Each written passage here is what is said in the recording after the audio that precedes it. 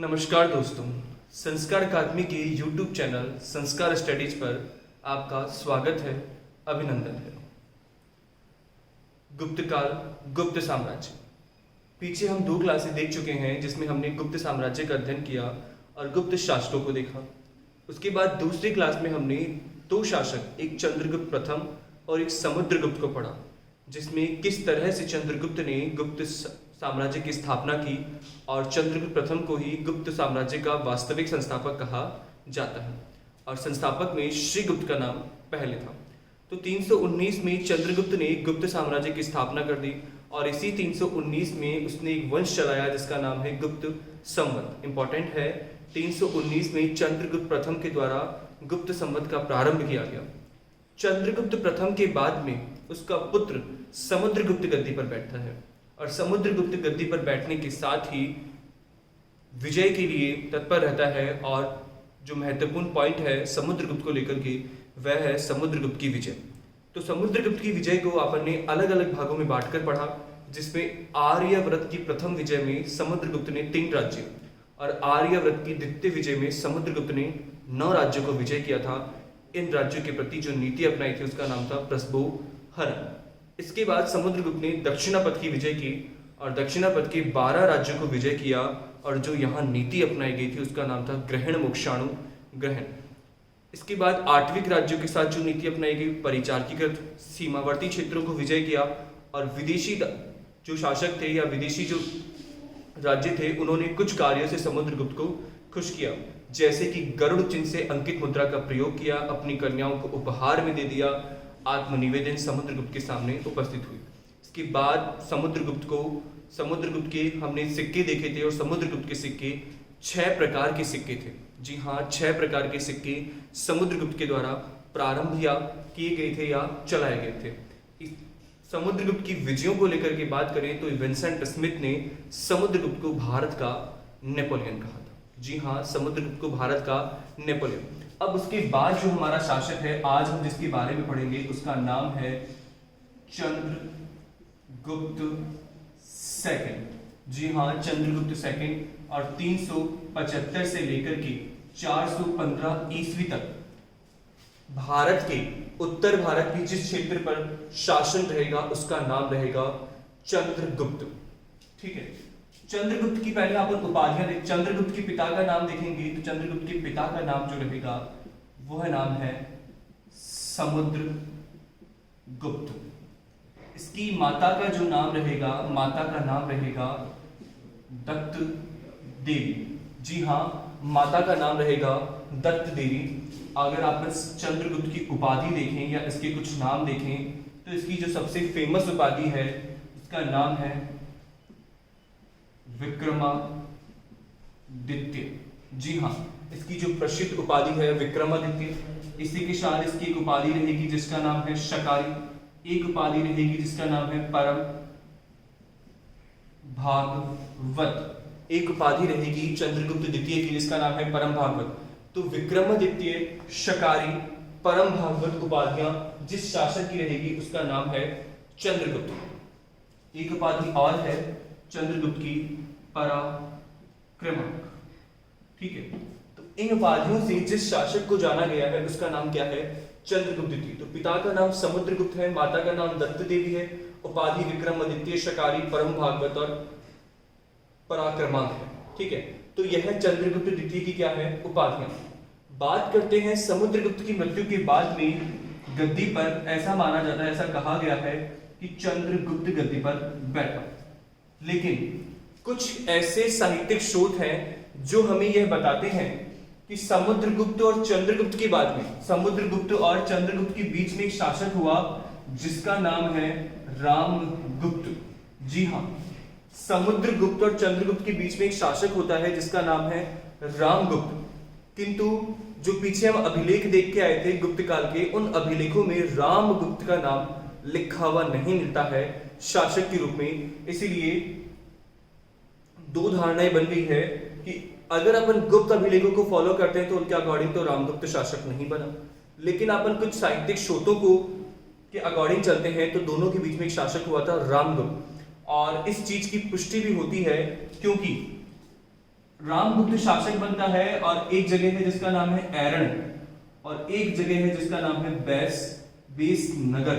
जी हाँ, एरण और बेस नगर दोनों से ही रामगुप्त के द्वारा चलाए गए तांबे के सिक्के मिले हैं। जी हाँ, एरण और बेस नगर दोनों स्थानों से ही रामगुप्त के द्वारा चलाए गए तांबे के सिक्के मिले। अब सिक्के तो वही चला सकता है जो शासक होता है, जिसके हाथ में सत्ता होती है। सिक्के चलाने का अधिकार उसी को है या उसी के नाम से सिक्के चलते हैं जो राजा या शासक होता है।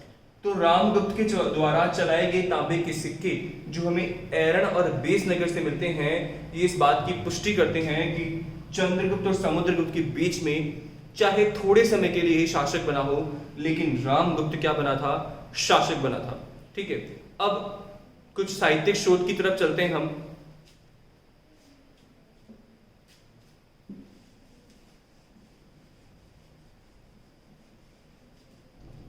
कुछ साहित्यिक शोध ऐसा माना गया कि समुद्रगुप्त के बाद में, अपना पॉइंट अगर आप कॉपी में नोट डाउन कर रहे हो तो आप लिख सकते हो रामगुप्त की ऐतिहासिकता। जी हाँ, अगर आप नोट डाउन कर रहे हो तो लिख लो रामगुप्त की ऐतिहासिकता। ठीक है, बात करें रामगुप्त समुद्रगुप्त का बड़ा पुत्र और चंद्रगुप्त द्वितीय का भाई था। ठीक है, रामगुप्त समुद्रगुप्त का पुत्र और चंद्रगुप्त द्वितीय का भाई था। यह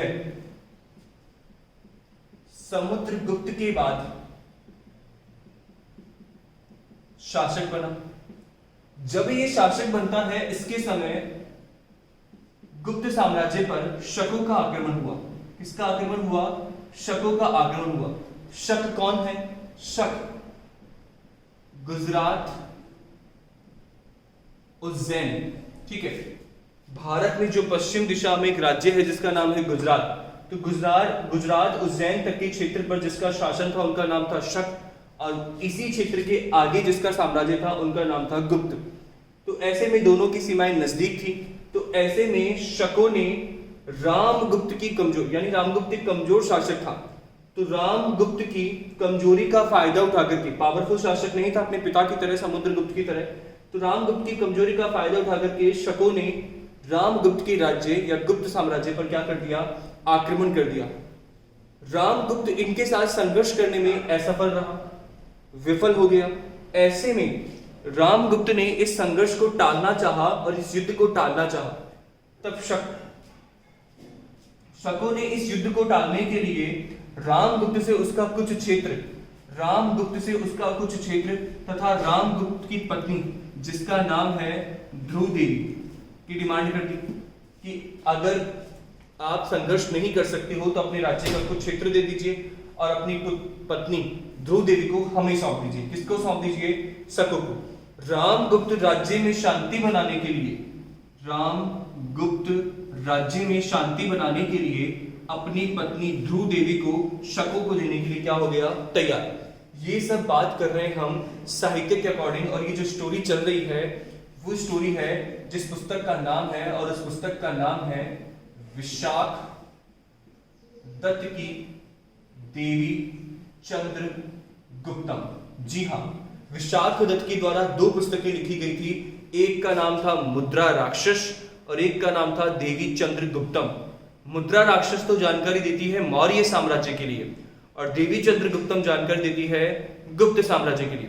तो विशाख दत्त ने अपनी पुस्तक देवी चंद्रगुप्तम में यह मेंशन किया है कि रामगुप्त के समय शकों का आक्रमण हुआ, रामगुप्त इनसे लड़ने में असमर्थ था, इस वजह से रामगुप्त ने शकों को अपना कुछ राज्य और अपनी पत्नी ध्रुव देवी को शकों को देने के लिए तैयार हो गया।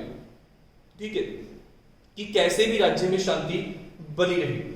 लेकिन यह बात पसंद नहीं आती है रामगुप्त के भाई जिसका नाम है चंद्रगुप्त द्वितीय। ठीक है, चंद्रगुप्त द्वितीय उपाधि जब शासक बनेगा तब लेगा, अभी इसका भाई है चंद्रगुप्त द्वितीय। तो चंद्रगुप्त ने रामगुप्त की ये बात पसंद नहीं आती है क्योंकि इससे उसके कुल का अपमान होता, इसीलिए चंद्रगुप्त द्वितीय ने सर्वप्रथम ध्रुव देवी का भेष बनाया। ध्रुव देवी का क्या बनाया?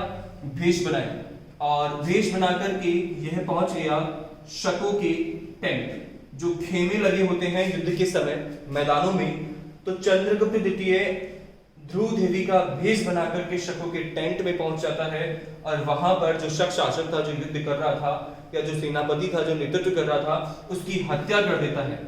हत्या करने के बाद में ये अपने भाई रामगुप्त की भी क्या कर देता है, हत्या कर देता है। और फिर चंद्रगुप्त द्वितीय ध्रुव देवी से क्या कर लेता है, विवाह कर लेता है। क्या कर लेता है, विवाह। और इसी के बाद चंद्रगुप्त द्वितीय अपने भाई रामगुप्त की हत्या करके 375 ईस्वी में शासक बनेगा और इसका जो समय रहेगा वो रहेगा 415 ईस्वी तक। तो ये बात थी रामगुप्त की ऐतिहासिकता को लेकर के। तो प्रश्न जो बनेंगे उनकी बात करें। ये जो कहानी है, इस कहानी का वर्णन है विशाख दत्त की पुस्तक देवी चंद्रगुप्तम में, क्योंकि गुप्त जो अभिलेख है वो इस बात को स्वीकार नहीं कर रहे हैं। दूसरा, कैसे हम माने कि रामगुप्त शासक था, क्योंकि रामगुप्त के द्वारा चलाए गए तांबे के सिक्के एरण और बेस नगर में हमको खुदाई से प्राप्त हुए। ठीक है। फिर इस रामगुप्त को शासक मानने के लिए आधुनिक इतिहासकार है जिनका नाम है राखलदास बनर्जी। जी हाँ, राखलदास बनर्जी ने रामगुप्त की ऐतिहासिकता को सिद्ध कर दिया कि दोनों के बीच में एक शासक था जिसका नाम था रामगुप्त। ठीक है। तो गुप्त शासक अपना इस प्रकार का वर्णन नहीं देना चाहते थे शासक के बारे में, इसलिए उन्होंने जब वंशावली तैयार करवाई अपने शासकों की तो वहां पे रामगुप्त का मेंशन नहीं किया गया। क्लियर है यहाँ तक की बात। अब और क्या प्रश्न बनेगा, मतलब इसकी इनकी जो स्टोरी मिलती है वो कहाँ मिलती है, तो उसकी बात भी अपन करते हैं। एक कि रामगुप्त के बारे में जानकारी हमको कौन कौन सी पुस्तक से मिलती है। देखिए आप, पहली पुस्तक तो आपके सामने आ चुकी है। व्यक्ति का नाम है विशाख दत्त। व्यक्ति का नाम क्या है, विशाख दत्त। और विशाख दत्त की जिस पुस्तक में इस रामगुप्त की जानकारी मिलती है उस पुस्तक का नाम है देवी चंद्र गुप्तम। ठीक है, देवी चंद्र गुप्तम। एक व्यक्ति हैं जिनका नाम है राजशेखर। राजशेखर हमारे राजस्थान के इतिहासकार हैं। ठीक है, और गुर्जर प्रतिहारों के समय थे राजशेखर ने एक पुस्तक लिखी जिसका नाम था काव्य मीमांसा। तो राजशेखर की पुस्तक काव्य मीमांसा से भी रामगुप्त की ऐतिहासिकता की जानकारी मिलती है। एक इतिहासकार है जिनका नाम है बाण भट्ट। बाण भट्ट की पुस्तक जिसका नाम है हर्ष चरित्र। ठीक है, तो बाण भट्ट की पुस्तक है जिसका नाम है हर्ष चरित्र। तो बाण भट्ट की पुस्तक हर्ष चरित्र से भी हमको रामगुप्त की ऐतिहासिकता के बारे में जानकारी प्राप्त होती है। एक और अमोघ वर्ष। ठीक है, अमोघ वर्ष ने एक ताम्रपत्र लिखवाया जिसका नाम था संजान ताम्रपत्र। इसमें भी रामगुप्त को मेंशन किया गया है। तो इन चीजों से हमको रामगुप्त की जानकारी प्राप्त होती है। आप इसको कॉपी में लिख सकते हो कि विशाख दत्त की देवी चंद्र गुप्तम, राजशेखर की काव्य मीमांसा, बाण भट्ट का हर्ष चरित्र और अमोघ वर्ष का संजान ताम्रपत्र से हमको रामगुप्त के विषय में जानकारी प्राप्त होती है। ठीक है, तो अमोघ वर्ष का कौन सा ताम्रपत्र है, संजान ताम्रपत्र। तो आप कॉपी में लिख लीजिए क्योंकि एग्जाम में प्रश्न पूछा गया है कि इनमें से कौन सी पुस्तक या कौन सी ऐसी चीज है जो रामगुप्त के बारे में जानकारी नहीं देती है या देती है। तो क्लियर है। हम चलेंगे वापस से हमारे शासक के पास जिसका नाम है चंद्रगुप्त द्वितीय, जिससे हमने हमारे इस क्लास की शुरुआत की थी। अब एक छोटा सा पॉइंट था आपके सिलेबस का या आपके इस दोनों के बीच में जिसका नाम था रामगुप्त। तो रामगुप्त के बारे में आपने ठीक से जान लिया कि एरण और बेस नगर से इसके चलाए गए तांबे के सिक्के प्राप्त हुए। तो एक प्रश्न और बनता है, ऐसा कौन सा गुप्त शासक है जिसके द्वारा तांबे के सिक्के चलाए गए, तो उसका नाम है रामगुप्त। मैं सिक्कों की बात करूंगा, आपको सारे शासक और सबके द्वारा चलाए गए सिक्के कौन कौन से। कल भी हमने एक शासक पढ़ा जिसका नाम था समुद्रगुप्त। समुद्रगुप्त के द्वारा कितने प्रकार के सिक्के चलाए गए थे, 6 प्रकार के सिक्के चलाए गए थे। ठीक है, तो ये आपका शासक हो गया जिसका नाम क्या था, रामगुप्त। अब हम फिर से आते हैं चंद्रगुप्त द्वितीय। बेसिक जानकारी हम इसके बारे में पता कर चुके। पिता का नाम समुद्रगुप्त, माता का नाम दत्त देवी, उपाधि इसकी विक्रमादित्य, परम भागवत, विक्रमांक और शकारी इसकी क्या थी, उपाधि थी। अब हम बात करें चंद्रगुप्त द्वितीय की विजय को लेकर के। ठीक है, चंद्रगुप्त द्वितीय, अगर इसके बाप ने यानी इसके पिता समुद्रगुप्त ने विजय की थी तो चंद्रगुप्त द्वितीय भी अपने पिता की विजय के ऊपर ही चलेगा। जैसा कार्य पिता ने किया वैसा ये भी करना चाहेगा। तो चंद्रगुप्त द्वितीय की विजय, वैसे तो इसको पिता से बहुत बड़ा साम्राज्य मिला, लेकिन फिर भी चंद्रगुप्त द्वितीय ने सिंधु नदी को पार करके विजय प्राप्त की। ठीक है, तो सिंधु नदी के पार जो क्षेत्र था उस क्षेत्र पर अधिकार कर लिया किसने? चंद्रगुप्त ने द्वितीय ने। इसी के अलावा बंग प्रदेश यानी कि बंगाल तक के क्षेत्र पर अधिकार किसका था? चंद्रगुप्त द्वितीय का। तो यानी कि जो आर्यव्रत की विजय इसके पिता कर चुके थे, तो आर्यव्रत तक का क्षेत्र तो समुद्रगुप्त के पास था ही, और वह क्षेत्र चंद्रगुप्त द्वितीय को मिल गया। लेकिन इसका जो पुत्र था उस आर्यव्रत क्षेत्र से आगे निकल करके सिंधु नदी को पार करके उस आगे वाले क्षेत्र पर विजय की, और इसके बाद वह बंग प्रदेश पर आकर के क्या प्राप्त करता है? विजय करता है। कौन से प्रदेश पर आकर के?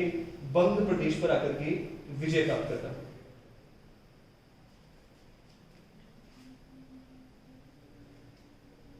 ठीक है, तो बंग प्रदेश यानी बंगाल तक के क्षेत्र पर इसका क्या हो गया था? अधिकार। चंद्रगुप्त द्वितीय की एक जो महत्वपूर्ण विजय है वह विजय है शक विजय। जी हां, शक विजय।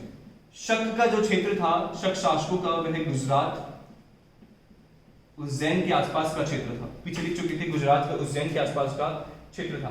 तो चंद्रगुप्त द्वितीय अपने साम्राज्य के विस्तार में शकों को सबसे बड़ी बाधा मानता था, इसीलिए उसको शक विजय करना अनिवार्य था।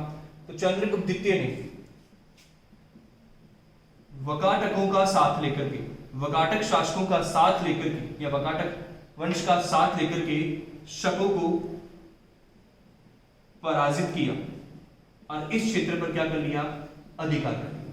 इस क्षेत्र पर, गुजरात तक के क्षेत्र पर अधिकार हो जाने के बाद में समुद्रगुप्त के साम्राज्य का विस्तार हुआ, और इसी विस्तार के चलते चंद्रगुप्त द्वितीय ने उज्जैन को अपनी सेकंड राजधानी बनाया।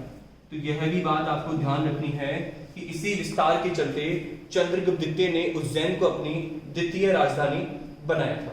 ठीक है, तो वकाटकों के सहयोग से चंद्रगुप्त द्वितीय ने शकों को पराजित किया, गुजरात उज्जैन के क्षेत्र पर अधिकार किया।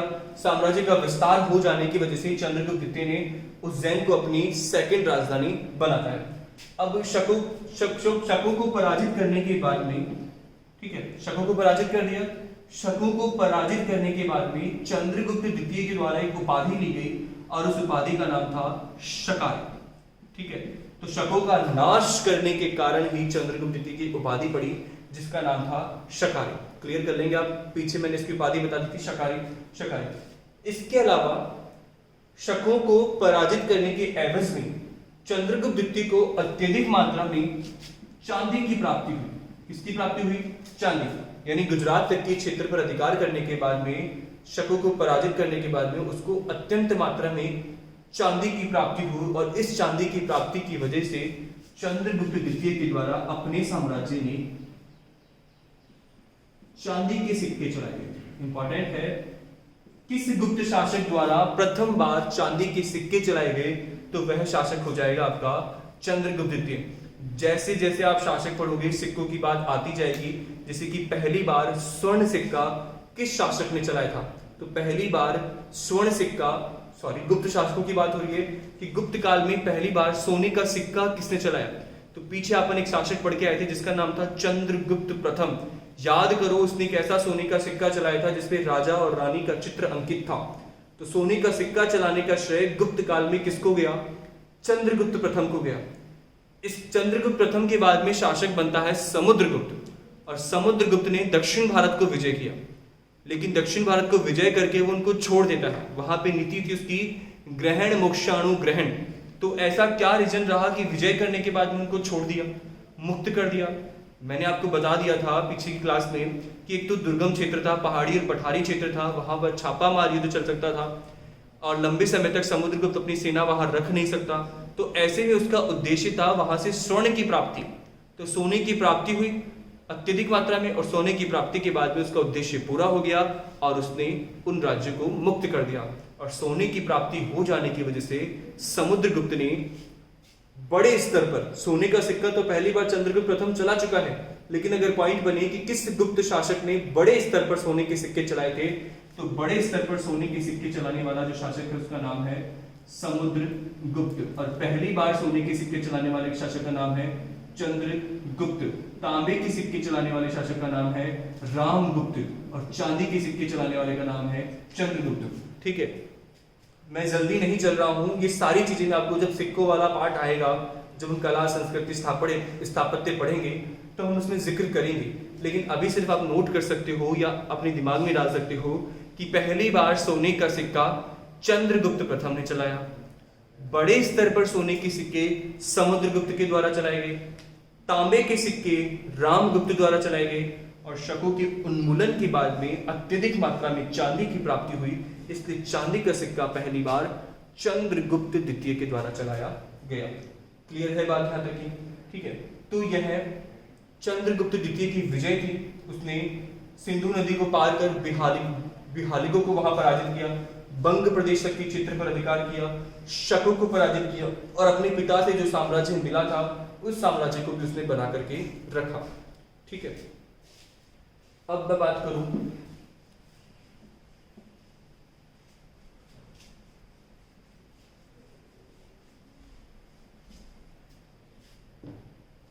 चंद्रगुप्त द्वितीय के